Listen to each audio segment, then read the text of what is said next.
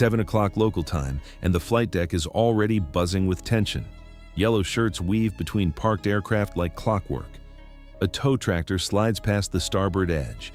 We've been dealing with Iran for over 40 years now. We've tried sanctions, we've tried diplomacy, and more recently, we've fired every single missile, bomb, rocket, and angry tweet in our arsenal at them. But clearly, none of it has actually worked so far, so why not just nuke them? When the president said he was gonna wipe out an entire civilization overnight, that kinda implies nukes. 2 Super Hornets sit near the bow, wings folded tight, fuel lines off, waiting for the next move. Beneath all that steel, deep inside the carrier, the Combat Information Center is calmly tracking surface and air contacts as dawn creeps in. Everything feels routine, until one voice slices through the channel. I know you're thinking, Justin, of course they make good military weapons. We literally won World War II with them bad boys, and just one can wipe out an entire army. You are correct. Fast movers. 3 contacts, bearing 038, low altitude, closing fast. No panic hits the bridge, just sharp controlled reactions. Take, for example, a tactical nuke like the David Crockett that everyone likes to talk about. The idea behind these is that they would be used against larger Soviet ground forces as they charged through the Fulda Gap or something.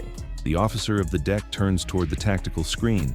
3 faint symbols blink into existence, then lock steady. Moving fast, way too fast for normal traffic, and too low to be harmless. No ID, no beacon, no call. The reason we came up with this wasn't because men used to be men and we weren't afraid of a little radiation back then. It was because we didn't have anything better at the time. See, precision-guided munitions that we have today weren't as much of a thing back then. So if you can't be accurate at long ranges, you might as well remove the need for accuracy at long ranges. The kind of silence that makes nuclear-level protocols sit quietly in the back of every mind. The carrier holds course for exactly 2 more seconds, then it changes. Set heightened alert, track them all the way in. Inside, CIC, the Air Warfare Coordinator, leans in as fresh data streams from the E-2D Hawkeye, circling far south over the Gulf. The image sharpens instantly. 3 aircraft, tight formation, descending slightly, not passing by, heading straight in. A colder voice confirms what everyone is already thinking. Possible Iranian fighters. On deck, the shift is subtle, but immediate. Movements tighten. A director snaps his arm up, clearing personnel from open lanes. Fire crews edge into position. Ordnance teams go quiet. Even with the distant roar building, there's a controlled stillness, like the calm around something nuclear before it escalates. Up on the island, the captain steps onto the bridge wing, eyes locked east. Nothing visible yet, just pale dawn stretching over the Strait of Hormuz, reflecting off the water like cold steel. Behind him, the tactical speaker cuts in again. Range dropping, 82 miles, speed high, no comms. The destroyers screening the group are already ahead of the moment. Their Aegis systems are tracking, calculating intercept paths in real time. Every ship, every console is solving the same deadly equation from a different angle. No one says, attack, not yet. But this is no longer routine movement. The carrier group is now inside a tightening window, where even capable response chains are quietly aligning in the background. At 5:43, the Hawkeye pushes a sharper update. 1 aircraft climbs slightly, separating from the other 2. The formation stretches. 2 stay low, cutting across the sea, using clutter to blur radar and slash warning time. The 3rd lingers higher, cleaner, like a watchful eye above. In CIC, a watchstander calls it out exactly. Split formation, 2 low, 1 high. This is planned, this is deliberate. The bridge-to-bridge channel opens on emergency frequency. Unidentified military aircraft approaching United States naval formation in international waters. This is U.S. Navy warship. State your intentions immediately. Silence. The call repeats. Still nothing. Just that faint electronic hiss in distance, collapsing second by second. The kind of silence that carries nuclear weight consequences if it breaks the wrong way. On deck, a crew chief glances up just as the first jet appears beyond the bow. Small, dark, fast. It flashes for a split second, then disappears into heat shimmer and glare. The second jet cuts in from the right, even lower, skimming the water. No confusion now, Iranian fighters. The carrier doesn't flinch. No sudden moves, no chaos. That's not how it responds. It responds with control. Secure exposed deck operations. Standby defensive systems. Vector cap back in. Orders snap clean and fast. High above, 2 American fighters already in the air begin turning in. Farther out, a cruiser tightens radar lock, updating weapon solutions it may never need. This is what the strike group is built for. Detect early, react fast, and hold the line even when nuclear-scale stakes hover in the background. At 5:44, one of the Iranian jets drops even lower and accelerates hard. Its nose lines up, not toward open water, but toward the carrier's forward edge. Inside CIC, every headset goes silent for half a heartbeat. Then, warning tone. A narrow signal slices across the formation, not wide radar, something sharper, focused. The electronic warfare operator turns, voice steady. "We're getting emissions." Another sweep hits, longer this time. No panic, just precision. Possible track mode. Up on the bridge, the captain doesn't even blink, eyes fixed forward. "Keep recording," he says. "Do not break posture." Below, deck crews freeze in place, helmets tilted skyward, engines growing louder every second.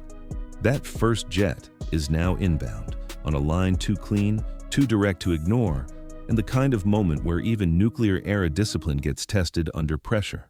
The second jet slides wide to starboard, stretching the formation with purpose. The third hangs back high, exactly where a controller would want eyes on everything below. This is no random flyby.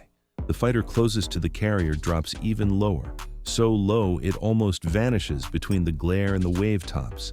From the bridge, it flickers in and out like a ghost. Inside the cruiser's CIC, the tactical action officer quietly reviews intercept windows, already calculating what happens if a missile launches. Still, no shot fired, still no escalation, just that steady American discipline. Don't strike first, but be fully ready to finish it if things turn nuclear-level serious in a heartbeat. At 5:48, the lead Iranian fighter makes a subtle move, just a slight climb, barely noticeable, then dips its nose right back toward the carrier's forward quarter. That tiny adjustment says everything. This is planned. This is a setup. On the bridge, one officer finally says it out loud. He's lining up for a run. Instantly, the second fighter reacts, tightening its arc along the starboard side. Not in range yet, but close enough to split attention and stretch defenses thin. Above them, the third jet holds position, watching, timing, controlling. This isn't intimidation anymore. This is an attack profile forming in real time, the kind that could spiral into something far beyond conventional limits, even brushing against nuclear-level consequences if miscalculated. The emergency frequency opens one last time. Iranian military aircraft, alter course now. You are entering an unsafe and escalatory posture toward United States naval forces. Silence. No response. Just the lead jet dropping cleaner, faster, sharper. Nose locked in like the sky is narrowed to a single deadly line. Inside CIC, screens tighten, data floods in. The electronic warfare board lights up again, and then the call hits. Possible targeting radar. Lead aircraft committing. At 5:48, distance collapses fast. Every ship in the strike group realizes it at the exact same moment. This is no intercept anymore. This is an attack unfolding, one that could trigger consequences reaching all the way up to nuclear doctrine if it spirals out of control. At 5:49, it happens. No warning, no words. Inside CIC, the tone cuts through, sharp and undeniable. Spike, spike. Contact has gone hard track. A split second later, another voice. Possible release. No one asks questions. Everyone already knows. The lead Iranian fighter is done posturing. This is execution. Low over the water, nose fixed. It holds steady just long enough. And then, in a blink, something changes. Small. Quick. Easy to miss unless you're locked in. The weapon drops free. Missile away. Missile away. Inbound fast mover from lead aircraft.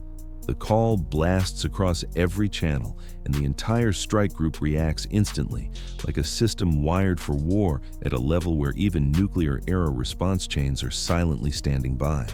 Ahead of the carrier, the nearest destroyer doesn't hesitate for even a fraction of a second. Its Aegis system already has the solution. Hatches snap open, then a missile erupts straight into the sky, rolling hard toward the threat, engine blazing white against the early morning light.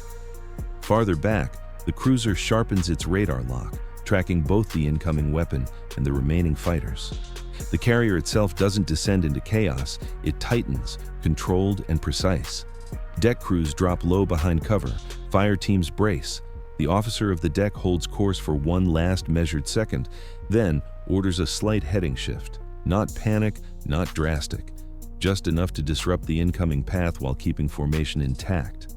That's training under pressure, the kind built for moments where even nuclear-scale stakes hover just beneath the surface. At 5:49:18, electronic warfare erupts across the strike group like a second nervous system firing all at once.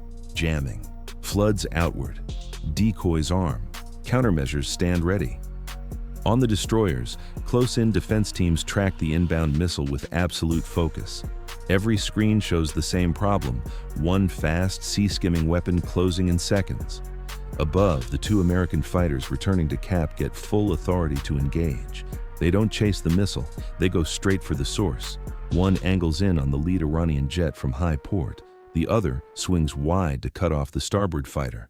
The third Iranian aircraft, still high above, now faces a split-second choice: stay in control or break and survive.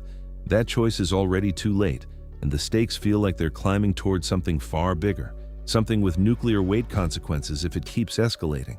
Back at sea level, the intercept is seconds away. Destroyer engaging. The impact itself is almost impossible to see clearly. It happens too fast, too low. 1 second, a white streak tearing over the water. The next, a violent burst just above the surface. Flame explodes outward, debris scattering, seawater blasting into the air like shattered glass. Splash one, swan, first inbound, destroyed. No cheers, no celebration, just silence. Because everyone knows this moment could still tip into something far more dangerous, where the word nuclear stops being background tension and becomes a real possibility. Not yet, because almost instantly, a second problem hits the board. The other Iranian fighter has tightened its angle on the starboard side, forcing every escort to consider a follow-up strike. For one short, dangerous moment, the strike group is juggling two clocks at once. The debris from the first intercept still raining down toward the sea, and the very real chance that a second missile could already be moments from launch. The electronic warfare board lights up again, new emissions from the starboard fighter, and that gets everyone's full attention fast. The destroyer off the carrier's starboard quarter snaps its sensors over and builds a fresh track solution. Behind the formation, the cruiser layers in more coverage. Above it all, the Hawkeye keeps feeding a clean, non-stop picture, stitching fighters, ships, radar, and intent into one living map. This is exactly the system the Iranians tried to crack, and exactly the system that holds strong, even with nuclear-level tension hanging quietly in the background. At 5:50, the second fighter dips, but not smoothly. Its line wobbles now, unstable under pressure. The first American jet stays locked behind it, tightening the angle but holding discipline. No overcommit, no mistakes. The second, CAP jet steps in and owns the space the Iranian just gave up below. Every escort in the strike group maintains weapons-quality tracking on all three aircraft. If even one turns back in, the response will be instant, and potentially part of a chain that, if pushed too far, could escalate toward nuclear-level consequences no one wants to trigger. At 5:50:41, the final fragments of the destroyed missile slam into the sea behind the formation. The carrier keeps moving, untouched, its deck marked by tension, not damage. Escorts remain tight. Fighters are now above the threat instead of chasing it. And the pilots who initiated the attack? They've just lost their only edge. Inside CIC, the air warfare coordinator studies the board, then says it flat. Iran fired first. Attack failed. All units maintain pressure. No one needs to say more. The mission has shifted. This isn't about pursuit, it's about control, about locking the situation down before it spirals into something far bigger, something that could brush against nuclear doctrine if it ever lost control. Out over the strait, the trap forms cleanly. At sea level, escorts hold the lower boundary. A destroyer ahead of the carrier keeps firm radar lock on all three aircraft. Another on the starboard quarter adjusts just enough to widen its defensive umbrella, cutting off any quick return path. The cruiser astern stays cold and precise, feeding a continuous high-quality picture into the network. No gaps, no confusion, no second chances. This is a system built to dominate the space and to prevent any crisis from climbing toward nuclear-scale escalation. At 5:52, the lead Iranian fighter makes its first real mistake since the launch. Instead of exiting clean, it yanks hard left, trying to shake the American jet on its tail and cut back. Toward the outer edge of the formation, it's a pressured move, too sharp, too obvious, and exactly what the US Navy wants to see. The American pilot doesn't chase speed, he controls position. He stays high, slices the angle, and forces the Iranian jet lower, into the layer where ship radars are strongest, and escape routes shrink fast. The move is smooth, quiet, and professional. No dramatic calls, no warning bursts, just a tightening grip on the airspace until the Iranian pilot has only two choices left: extend out or get pulled deeper into a situation that could spiral into something with nuclear-level stakes if it went wrong. The choice comes fast. Lead contact aborting turn, extending east. On the second track, the southern fighter tries something different. It drops low, skimming the heat shimmer over the water, tossing out a quick burst of flares.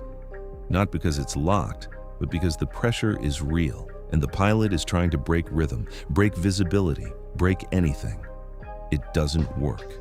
The second American jet holds just outside the flare cloud, mirrors the move, and keeps the Iranian pinned away from the carrier's starboard side. Below them, the destroyer tracking that sector never loses contact, not even for a second. This is what the Iranians underestimated. A US carrier isn't one ship. It's a moving web of sensors, fighters, radars, and command nodes layered so tightly that hiding becomes almost impossible, even in a situation carrying quiet nuclear-level implications. At 5:53, the third Iranian fighter, the one that stayed high and detached, finally breaks its position. It drops altitude and turns toward the others, trying to rebuild the formation for a controlled exit. But the second it descends, it gives up the one advantage it had: separation. The Hawkeye updates first, then the cruiser. Then, both American fighters receive the same picture instantly. The high cover isn't high cover anymore. It's just another exposed jet entering airspace that's already controlled. Third contact now vulnerable. Simple words, but heavy impact. The kind that reminds everyone how fast things could tip toward nuclear-scale consequences if the wrong move is made next. One American jet shifts slightly, just enough to appear on the descending fighter's flank. Not an attack, not even a dive, just presence, just pressure. Message received instantly. You're done here. The Iranian pilot reacts fast. Nose up, bank reversed, altitude regained. The rejoin collapses before it even forms. Inside CIC, the outcome is already clear. These aren't three coordinated attackers anymore. They're three separate aircraft trying to escape the same mistake, each in their own direction. At 5:54, the strike group tightens pressure, one last step. No missiles fired, no chaos unleashed, just total control. Because sometimes the most powerful move in a moment this close to nuclear-level escalation is showing you don't need to pull the trigger to win. No dogfight, no wild spins into open combat, just American fighters holding the sky, destroyers locking down below, the cruiser steady behind, the Hawkeye watching everything from above, and no space left for the Iranians to rebuild what they came in with. The lead shooter pushes east. The southern fighter drifts wider, farther from the carrier's path. The third jet hangs high for just a second too long, then finally turns away. That one moment of hesitation says everything. They came in hunting a carrier, but now they're leaving scattered, broken as a formation, and right in the center of it all, the carrier keeps moving, untouched, still generating power, while the sky over Hormuz shifts firmly back under U.S. control, even with nuclear-level stakes always sitting quietly in the background of a confrontation like this. At 5:55 local time, the sky over the Strait of Hormuz is no longer contested, it's controlled. Not because the Iranian fighters were wiped out, not because the carrier group unleashed everything it had, not because the sea is burning with wreckage. None of that happened. What happened is worse for the attackers. They failed completely. Ahead of the formation, the lead Iranian jet speeds east, no longer shaping an attack lane, no longer part of anything coordinated. The second aircraft stays low and distant to the south, separated by pressure and distance.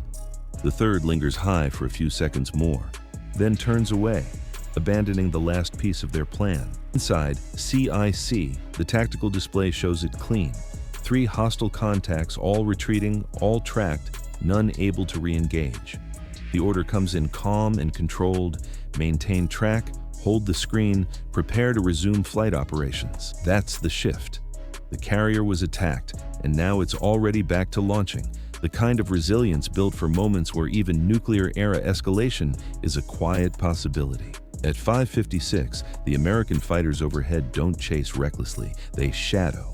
One stays high behind the lead aircraft, applying pressure without crossing into a kill move.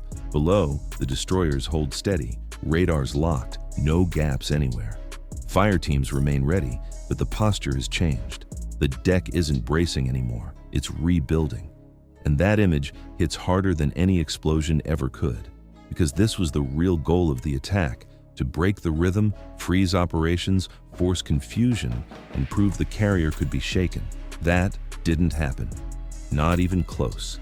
The system held, the structure held, the discipline held, even in a moment where things could have escalated toward nuclear-level consequences if control had slipped for even a second. At 5:57, the first launch crew calls ready. The bridge stays quiet. No speeches, no drama. The captain watches the horizon where the Iranian jets are shrinking into nothing and gives a simple nod. Resume cycle. That order carries more weight than any threat shouted over the radio. Seconds later, steam bursts, tension snaps forward, and a U.S. Navy fighter rockets down the catapult and launches into the morning sky. Then another follows. Not retreating, not scrambling in panic, just continuing the mission like nothing broke. That's the answer right there. 3 Iranian fighters attacked a U.S. aircraft carrier in one of the most dangerous waterways on Earth. And minutes later, that carrier is still launching aircraft like clockwork, even under the shadow of what could have become a nuclear-scale crisis. Inside CIC, the aftermath is already being turned into data. Electronic warfare teams replay every radar sweep from the Iranian approach. Fire control timing gets isolated. Every move, every signal, every mistake. They're all captured now, stored, studied, and added to a growing system designed for dominance. At 5:58, the lead cap fighter confirms what everyone already sees. The Iranian aircraft are still heading out. No turn back, no regroup, no second attempt. The southern jet stays separated. The high aircraft is just another fading symbol on a screen, fully controlled by the strike group. Formation never broke, deck never stopped, picture never dropped. And the pilots who came in expecting shock delivered nothing but exposure, in a moment where the balance could have tipped toward nuclear-level consequences, but didn't. Out on the bridge wing, the morning finally looks calm again. Sunlight spreads across the water. Wake lines stretch clean behind the ships. The strait is still narrow, still tense, still one of the most dangerous places on the planet. But for these 8 minutes, control was never really lost. Not through words, not through threats, but through performance. No loud victory call follows, just procedure. Logs updated, tracks maintained, cap adjusted, deck cycle restored. That's how this kind of fight ends, not with noise, but with continuation. And that might be the part that hits the hardest. The Iranian pilots came in thinking they would change the day. They did, but not how they expected. So now the real question is this: should the U.S. respond even harder when a carrier is directly attacked? Or is this level of control exactly why that discipline works so well? Drop your take in the comments, and if you want more breakdowns like this, hit subscribe and stay locked in, because moments like this, where things brush close to nuclear-level stakes, don't happen often. But when they do, they reveal everything.